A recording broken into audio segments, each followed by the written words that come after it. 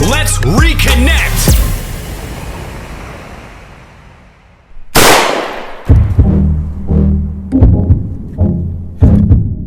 You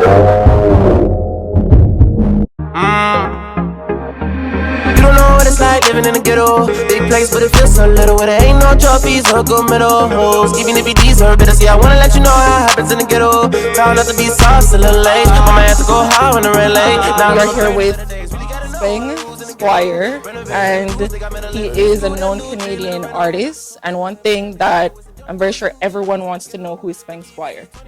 Well, first, I guess I'd say like the first thing I'd say is, I mean, I'm born in Montreal, but now I'm out here in Toronto. I'm in Saga.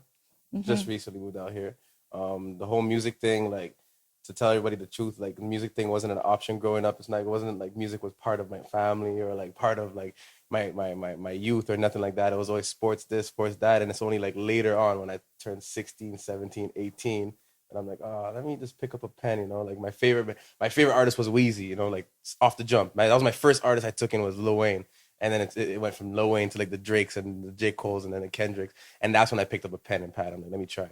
And even then it wasn't a serious thing. It wasn't like, oh, well, let me become a rapper. It was like, let me just pick up a pen and just write and show myself what I could do lyrically, you know? And then that expanded to the music. And then, I mean, shoot, I started rapping in like 2015. 2015, that's pretty recent. So like that means 6 years. you were into sports. Were you going to get into some form of activity? Or Yeah, that's is it my goal was that. Like, yeah, let me which try to get sport into was your it thing? was soccer at first as a youngin', and as I got older, it was basketball. But it was like dedicated to the fullest, you know? Like that was my whole, that's what I thought I was gonna be before the music. I thought I was gonna be an athlete, basically. And then, yeah, so now it's like 6 years into music, and a whole lot's happened, a whole lot of ups, downs, opportunities, this and that, boom, boom, boom. And now, I mean, I'm here. Before we get into your music, one thing that I do realize about artists is that they always look up to someone who's in the music business. You mentioned that you listened to J. Cole. Yeah. How do you feel about his most recent album that he released? Super crazy, super like unexpected, like the sound, the direction he took with it, like the fact that he's using more auto tune, so I can tell he's keeping up with the times, but it's still the same Cole material. I agree. That raw, like intelligent content, like super sick, top to bottom. I took the whole thing in. I'm like, man, I gotta go back to the drawing board when I heard the album. You know, I'm like, every time these guys drop, it makes me feel like, okay, well, I need to step my game up. So Is that what you're heading for? yeah, Music? yeah. Right now, like I'm taking a step back, and now I'm like, okay, I need to go harder. Every time I think I'm going hard, it's like, nah, go harder than that. Dedicate yourself, work harder, basically. So that's how I'm feeling right now. I think I'm just gonna have a whole bunch of music, but sometimes it gets to the point where times change, times move forward. It makes me feel like, yo, I gotta almost delete that or like leave it in the past and just grow from here on. You know what I mean? Moving forward. So yeah, that's what I'm doing. I'm out here. I'm living life. I'm good. So you know. Before we started rolling, you did mention that you came from Montreal. Yeah. And you also mentioned that you can speak French as well. Yeah. I went on to tell you that I think that it would be really good to be bilingual. Yeah. There is an artist that I once spoke with. Her name is Tommy. She's also from Montreal. She's Okay. also bilingual. What's her name? Tommy? Tommy. So yes, she's an R&B singer. Okay. And once we spoke with her, I did mention to her that it's a good market to tap into both. And she declined that. She said that she doesn't feel like both would be her due because she wasn't growing up in Montreal for that long. I get it. So I why understand do you agree with that? Why do you Because believe that? maybe it's in my head. I could be overthinking, but at the end of the day, I feel like I just feel like I don't know. I guess it's a fear of others or the fans you do have or the fans you don't have yet, kind of judging you based on that, like switching your language up. And it could go both ways. It could go like south. It could go the right way. It's almost like sometimes I'm like, I'm gonna wait till I pop, or I'm gonna wait till I get a certain fan base or get to a certain platform, and then bust out the French. So it'll be like a surprise factor. Like people be like, what? This guy speaks French this whole time. He's been hiding that he can speak full, like fluent French. And then I pop maybe a verse. I'll do like a freestyle, or I'll do a feature with a French artist, and just like, I'm just saving it, I think. That's kind of what I'm trying to say. So I understand what she means. She's probably just more saying it in the sense of it could ruin the brand. Mm-hmm. That's what she's saying, I think, if I'm understanding. Like, she's more into Afrofused. What would you say your genre is? My genre. I mean, I started off with the whole lyrical boom bap stuff, but now today it's just like all over the place. I'm doing a bit of everything. It's hard for me to say. I try not to box myself in. Even just like with the last release in the Ghetto, I like went super. I broke all barriers of genre. So the beat sounds like a techno you know, like up tempo beat, but then the content is like it still has that urban feel to it, and then the flow still kind of has like a singing melodic vibe. It's kind of storytelling. So I'm all over the place. I try not to box myself, and even like other releases, like Sooner or Later, that was just like on some straight, That was really good. rhythm vibes, and everything I make is just different. I go with the feel. If I'm in a studio and I feel a certain way, I can go from like being a rap artist, or I can go to be a sing. I try to, go to being a lovey-dovey singer, and then I just bounce around. It depends on how I'm feeling in the moment, really. So I try not to. I don't like giving myself any type of genre boxes, you know what I mean, or any like stamps, basically. No time wasted, I don't waste time. Now be damned if you gon' waste mine. Picture my hands around your waistline. On a full moon, baby, need you in my room. Sooner or later, girl, did I speak too soon? Now you need a moment, you say that you need some room. This that real love, cause I don't fake mine. That was a really good body of work. Your most recent release was in the Ghetto. Yeah. What inspired you to create that song? I don't even know. That song came. I wrote that song in like 30 minutes because it was one of those songs where I heard the beat. I already knew in my head, like I knew where the song was going. I heard the melody already. I knew it was gonna be a storytelling type vibe. It wasn't gonna be really bar oriented. It was gonna just be straight up like.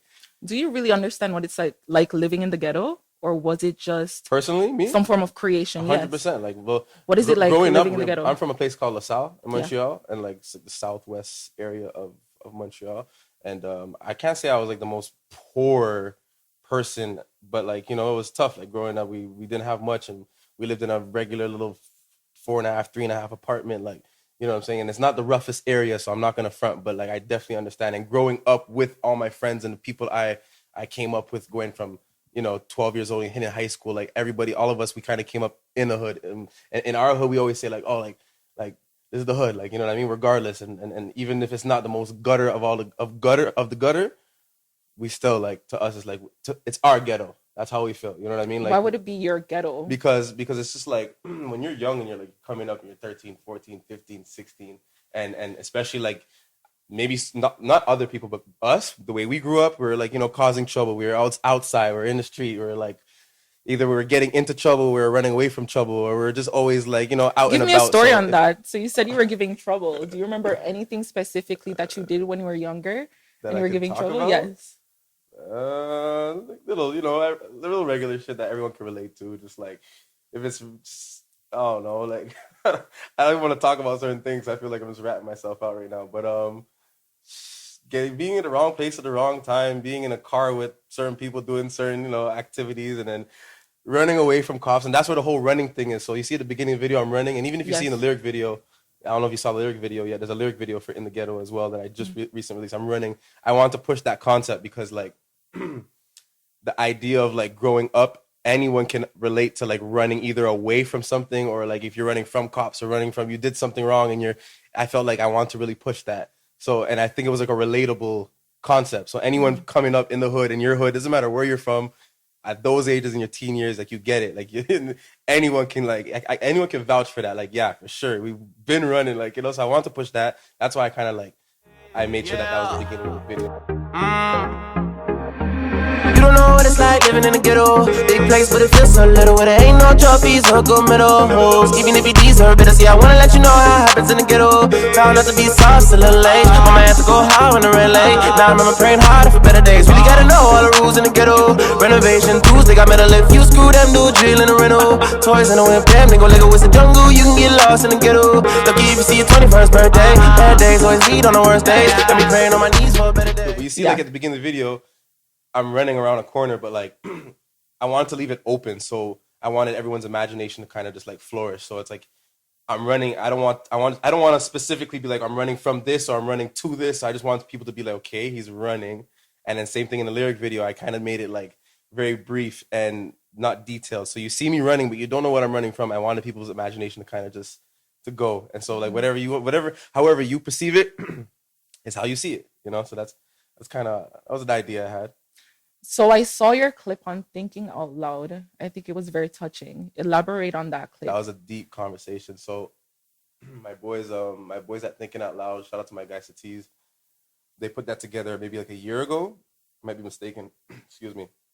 And I love the concept because it's literally you sit down and they let you speak. So they don't even ask you any questions. They might ask you one like start off question and then basically allow you, just like let you go off, and you're allowed to vent. You could say like some people cry on those episodes, you know, like so I pulled up that day. I was already lit, and I was already going through some stuff in life, and that conversation was super deep. Like we went in depth. We sat there for like an hour and a half and just chopped everything down about life, the music, and actually, you know what? We barely even spoke about the music. It was more like a person-to-person conversation. Like, how do you feel about this? What's your opinion? Blah blah blah. And basically, they send you like these 1 minute clips of the deepest parts of the conversation. So like in 1 hour and a half, they sent me like 4 clips, and it was like 1 minute clips. So that's all they take basically. And they sent me that one. That one hit hard, you know. Like I feel like it was so relatable, and at the time, that's how I was really feeling. It was on my mind, like the whole time concept and racing against this clock and blah blah blah. And I loved that one, and that was it. And that's what stresses me and gives me anxiety and makes me be like, yo, what am I doing? I haven't made it yet. I'm 25. I'm getting too old. And I gotta catch myself and be like, nah, breathe, bro. Like breathe, because yo, there's so much more to do. You know, I got OGs over me telling me like, yeah, you're 25. You got so many years to make it. Some guys make it at this age. Some guys, yeah, they do make it at 16, 17, 18, or 20 in the rap game. But then you got guys making at 27, 8, 29, 30, 31, 35, or whatever it is.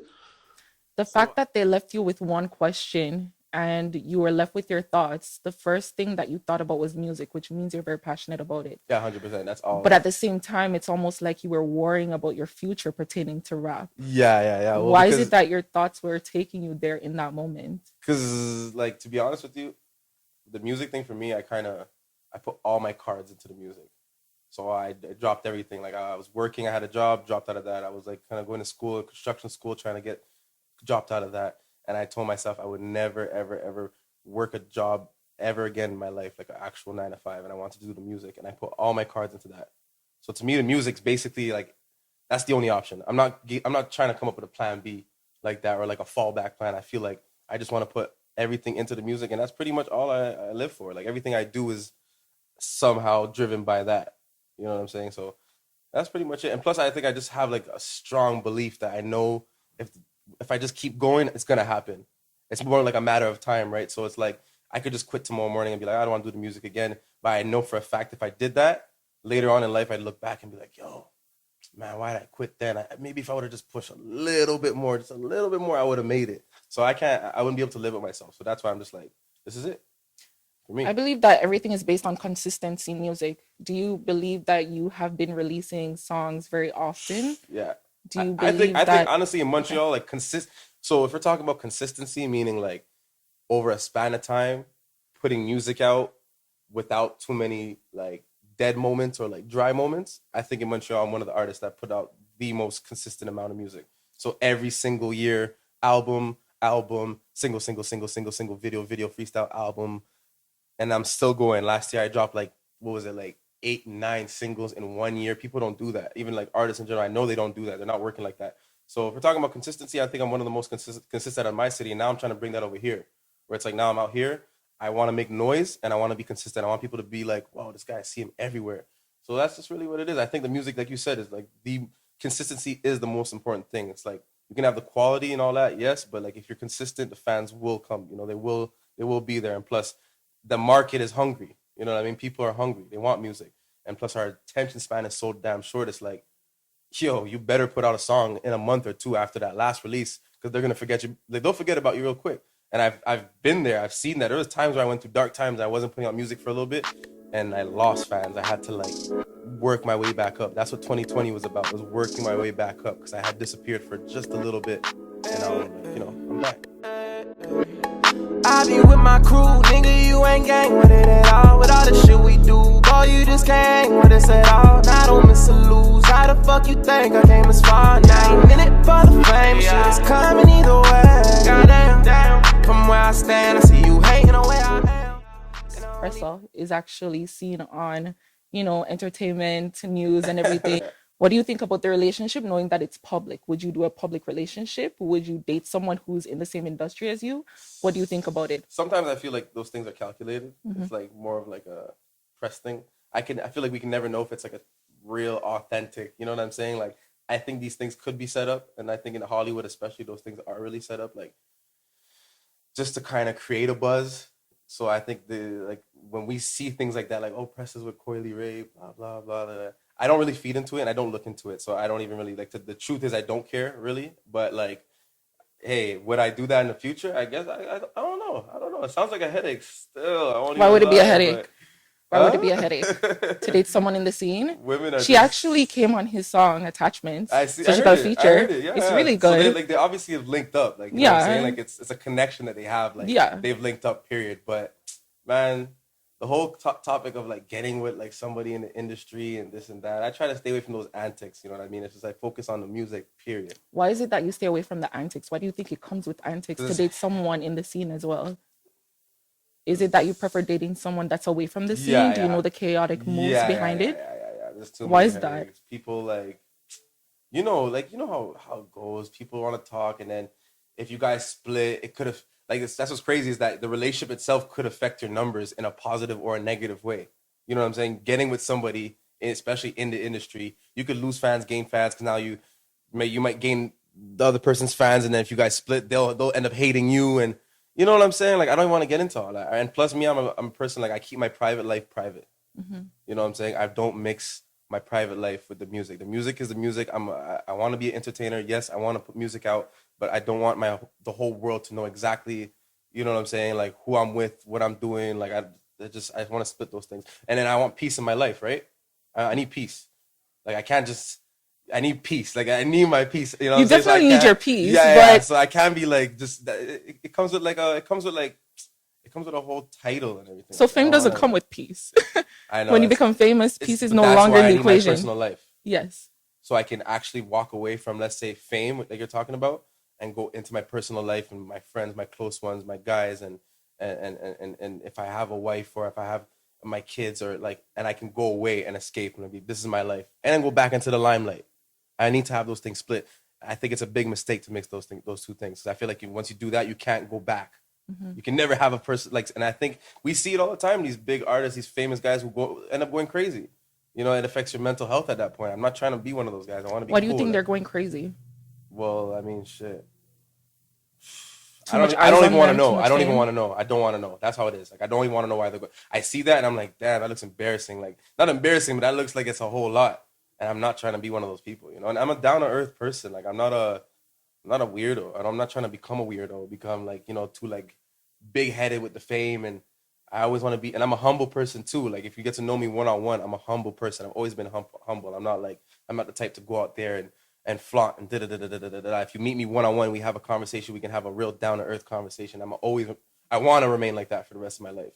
And if I have to, you know, block the bullshit away and settle for maybe my career not getting, because I know how that shit works. Like, you could sacrifice not having a personal life and your career is gonna go up, or you can have a personal life and not expose it too much, and you might not get to, you know, it'll be a bit slower to get up. But I rather like that. Like, you know what I'm saying? At the end of the day, it's like I just want to do the music for the music. Do you think it would affect your lifestyle, hip hop? Would hip hop affect my lifestyle? Yes. So the fact that you're into music and you're in the music industry, you mentioned that some people even go crazy in this. The fact that people would even date other persons in the industry, it can cause you to lose yourself. Yeah, well, I mean, you could say that about anything, really, right? Like, you could be a construction worker and that'll affect your life. You know, you could work a regular 9 to 5. That affects your life, right? Not as much as being in the limelight, though. I know, but like, pick your poison is what I'm basically trying to say. And you Pick think your this is a poison. good poison? Yeah, for me, because I love doing it. It's my passion. It's Do you worth see it, yourself staying in basically. Canada, or do you want to go to the States? I'd What's your love to plan? go to the States. Why is it that most Canadians who start off in hip hop wants to leave Canada? That's and where a make big it part of big? the market is. Like, that's look at the population alone. The numbers don't lie, right? It's like, it's strength in numbers right there. I can vouch for that because I come from a city that's like 2-3 million people or whatever the population is. I come out here, it's like 10 times that, 12, 13, whatever the population, and I'm seeing the difference right away. So imagine now from here going to a place like America where there's 100, 2, 3, 400 million people. It's strength in numbers. So it's automatically like, it's much easier to get a bigger fan base much faster. And I don't know, it looks like a vibe over there still. Like, it looks like a vibe. So the vibe is not here? It's here, but over there looks really nice. I won't even lie. And I only been to the States like twice. I've been to New York twice. I've been to Utah once, and that was it. And it was quick in and out. Now I actually want to know, like, do you think Toronto have a vibe? No, What it's a do you vibe. think? I love it. So, by the way, I've been here 6 weeks, Mhm. and it's been like I feel like I've been here for like 5 years. I love it. I came out here. I love it. I love the whole vibe. I love just like being around my guys and the energy and the vibe and just overall the energy. And even though I came out here dolo, I don't feel like I'm dolo. I feel like I'm surrounded by good people and it's English out here. You know what I'm saying? That's one thing I've missed my whole life. So yeah. So I would also like to know, so we have a special segment, it's called Reconnect or Connect. Who would you want to reconnect in the industry that you've made music with? So someone in the industry that you'd like to reconnect with, that you've done collabs with before. I haven't worked with anybody in the industry like that yet, to be honest with you. No, I haven't worked any. I've been in the same room with Timbaland. I was supposed to get a record deal with Timbaland. I never worked with him, but hold on a second. Yeah, I never worked with him. I don't have any music with him. But anyone in the industry, I don't have any. I don't have any music. I have songs with people in Montreal, and either way, I won't even lie. Like one of my not pet peeves. One of my like, I guess my traits that I'm trying to work on is I don't work with a lot of artists. Mhm. I'm very like, I guess because I'm so specific about my music. So like I need to be on the hook, the verse, and everything. Like that's how I am. But I'm trying to Is it step that away you're from not, that. is it that you do not want to collab with Canadian artists No, or it's not that. rappers? It's not Okay. that. I'm just OCD with the music. Mhm. That's what I'm compulsive. Like I'm in the studio, I hear something, I know what I want, and it has to be like that. So, but I'm trying, like I said, I'm trying to expand and like learn how to just work with other people and just expand the network and make connects. I'm at that point in my life where I'm just trying to not look for help, but look to grow with other people. You know what I'm saying? And have friends that I can like go to and be like, yo, let's hop on a song together and be in the studio with other artists. I'm there now at this point. Because prior, if you look at all my music, if you go look at my first project in 2017, Expressions of Now, that album was all me. I didn't have any. I think I had one feature. The next album, This Moment Belongs to Us. I think I have one feature with a friend of mine. All my singles, all me, hook, like everything. It's all written by me. The video is all directed. Like, you know what I'm saying? So I'm trying to like expand now and be like, yo, I understand I need to work with people. Of Or else course. And I'm gonna handicap myself. it would definitely be Yeah, really yeah. dope for you to collab with people in Canada. If you Yeah. had to name at least probably three. Forever Friday from Vancouver. Well, I think he's from Vancouver. I don't know where he's from. Forever Nice. Friday, he's pretty sick. I think you'd be dope with Smiley. Smiley's dope. Smiley's pretty dope. No He's lie, sick. he's Yeah. super sick. That would be a vibe. That would be Yeah. a vibe. Another one from Canada. That's tough. Still, Blockboy Twitch. Yes, he's good. Yeah, I can go down the list though. The Blockboy Twitch. There's so many. I can't even tell you off the top of my head right now. But those are three right there that for sure I'd work with, and so many more. Like I'm with it. Like I'm down. I'm down. I just need to learn how to reach out to people too. I think I'm such a like when it comes to like reaching out to people. I won't say I get awkward, but I just get like I don't know how to approach people. You know what I'm saying? I'm the type of person like you gotta approach me because then once you approach me, then I'll be open arms type shit. But Absolutely. I need to learn how to just kind of reach out. But I'm there. Like I had a conversation with my guys just the other day, and we're like, yo, that would be the next move. Let's try to get you in the studio with somebody. Let's work. Let's get a feature and let's get a verse, a hook, anything. Let's just work. I get it now. I understand. So I'm with that. So someone has a question for you. His Okay. name is TG Marks. You've collabed Hey, with him my guy. before. Yeah. She getting naked, I get to that money, man. I had to chase it, I came from the bottom, ain't talking the basement. Ain't in my birthday, but you know I'm kicking my shotty get 10. Shotty ain't basic, her she shake, like how to base it. I bring it down, that shotty need maintenance. She like My So guy. he definitely has a question for you today. Yeah. Boy TG Marks, shouts out to Speng Squire, in the ghetto out now. And I got one question for you, my brother. Where do you see yourself in the next year in the Canadian music? For real, for real. I think I could be like one of the prominent artists in Canada. You know what I'm saying? I think I can. I think so too. I think I can I be agree. a face in Canada. It's like okay, like you see when you think of Canada, you think. I think I can be right. How do you there. think you can get there? Obviously, consistency. I need to sell the brand. I need people to really, I think, feel me. That's a problem that I've had in the years is that people don't know me. They hear the music, but they don't know me. They don't get any like interviews or no like. I don't go on Instagram live enough, where it's like I talk to the fans. I don't interact with them enough. So I think that would be a big thing. If people can start getting to know me and do little podcasts and interviews, and I think that would be a big thing. And shows, but because of COVID, it's crazy. Like I think shows was, when I was doing shows back in 2016, 17, I think that's when I was at like a peak. I was at like a point, especially like in my city, where it was like everyone was talking about me. I had Fader hitting me up, doing articles about me. Complex Canada hitting me up. I had all these pages sharing and Speng, and I had like this buzz, and I was getting booked for shows left and right. I was doing all the festivals in Montreal, Mural Festival. I was doing the Winter Igloo Fest, like, and I can tell the more I was doing shows, the more people were like, "Yo, he's right in front of us." Now it's like you get to see me right there. I'm real, you know? And that's the thing, is like, now because of COVID, it's kind of messed up. I want to get back to that. Do you think that Canada needs more concerts? Now that you're mentioning that you've done concerts and you show your face and people are recognizing you more, but I personally feel like there's not enough in Toronto. Do you think that we need more? I wouldn't know. You tell me. I don't know. Is there a lot of festivals and stuff out here? There's not a lot of festivals. And usually when I have discussions with persons, especially artists, about having concerts, they always tell me that it's always going to be shut down. It's not guaranteed. That's the thing I was going to say. Isn't it kind of sticky out here? It is sticky, but it's not impossible. I wouldn't say it's impossible. It's definitely possible. Probably like a fear of promoters being like, well, hey, if we book certain artists, it could get, you know what I mean? It can get sticky. So I think it'd have to be like... But there will be, I personally feel like there would be a point where it would just happen. Yeah, you know what it has to happen. If it's constantly pushed into the scene to be happening, then eventually it has to happen, it's right? It's gonna happen. It would just have to be really like a calculated thing. You know what I'm saying? Like get the right artists to come out, because, like, you know, I think honestly, as far as like promoters and booking shows and all like stuff like that, is they don't want to deal with no headaches. I know how that is. I have a couple friends back home that are the promoters, and there's a lot of headaches with promoting and putting shows together already without like no politics involved. It's already a lot of headaches. So add politics on top of that, it's tough. It's, you know, easier said than done, but it's doable, obviously, right? Because look, in the States, they do it all over the country. And I'm pretty sure there's politics in the States as well. And there's obviously, yeah, there's issues over there too, but they just do it because they're more like, I think the hip hop scene is very just like, it's like ride or die. Like, we're just doing it, period. And I think it's going to get to that point though. Like, Toronto's lit, you know, Canada, we're just lit in general. Like, look at all the artists we got popping, and we basically have the biggest artists on earth are from Canada, if you think about it. Absolutely, yes. Literally. Yeah. So, like, yeah. All eyes on us. So tell everyone where they can find you on social media. Speng Squire all over the place. So SPENGSQUIRE.